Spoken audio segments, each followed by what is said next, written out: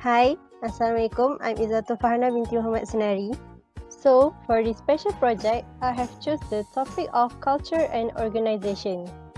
In this video, I will focus more on the corporate culture because it provides the context for our knowledge of the effects of culture on organizations and the information gained in understanding the relationship between culture and work organizations can be useful in understanding other organizations as well. We will go through this by first defining organizational culture and distinguishing it from organizational climate, then organizational culture through organizational structure. Next, through work-related values using Hofstede's 4 major dimensions of culture. Lastly, motivation and productivity, leadership and management, and decision-making. First subtopic is organizational culture and organizational climate. Let's go through together. Organizational culture refers to a dynamic system of rules that are shared among members of an organization. The rules involve such as attitudes, values, beliefs, norms, and behaviors. It is thus larger than the behavioral practices we observe in everyday work. It refers to deeper-seated values and beliefs held to be important not only by individual employees but by the organization itself.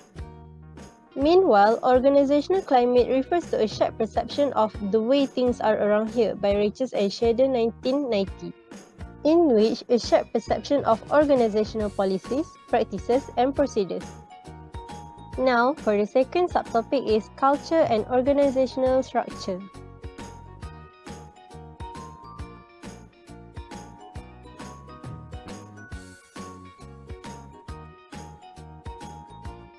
Lammers and Hickson 1979, for example, suggest 3 different types of organizational culture in organizations. The first one is the Latin type. It is characterized as a classic bureaucracy with centralized power and decision-making and many hierarchical levels.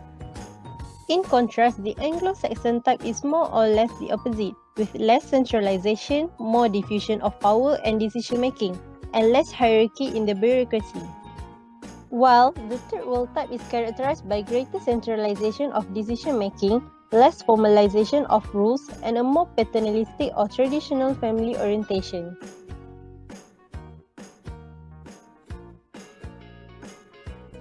Okay, now we will go through the cultural differences in work-related values by using 4 Hofstede's cultural dimensions. The basic hierarchical relationship is that between a boss and the immediate subordinate. For example, managers in organizations in high-power distance culture are seen as making decisions autocratically and paternalistically, whereas managers in low-power distance culture are seen as making decisions after more extensive consultation with their subordinates. For low levels of uncertainty avoidance, this might indicate a more entrepreneurial approach in those countries. Meanwhile, the culture in high levels of uncertainty avoidance might be less entrepreneurial as a consequence. As an example, people in individualistic cultures place more importance on freedom and challenge in their jobs, and initiative is generally encouraged on the job.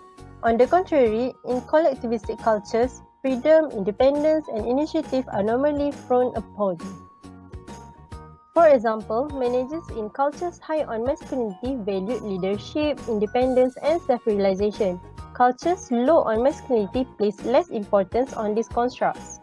So now, we are on the subtopic of culture, motivation, and productivity. These findings contributed to the coining of the term social loafing. 2 factors appear to contribute to this phenomenon.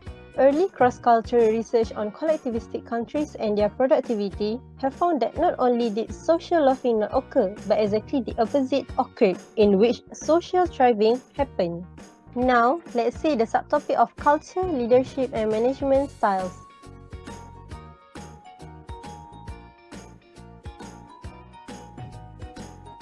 In many work situations, especially in the US, leaders are expected to have vision, authority, and power to give subordinates tasks that have meaning in a larger picture. In Indian culture, some of the leaders and managers are seen as much more nurturing, taking on a parental role within the company and in relation to their subordinates. And finally, we have come to the last subtopic, which is culture and decision-making processes. In a democratic procedure, every person involved has a say in the decision, usually by way of a vote. Once votes are tallied, the decision of the majority prevails. In ringgit system, there is no formal system by which every person is ensured a vote. There is discussion and debate about the proposal even before a proposal is formally circulated. If proposals do not achieve consensus by this procedure, they do not appear formally. So that's all from me. Thank you for watching till the end. Bye. Assalamualaikum.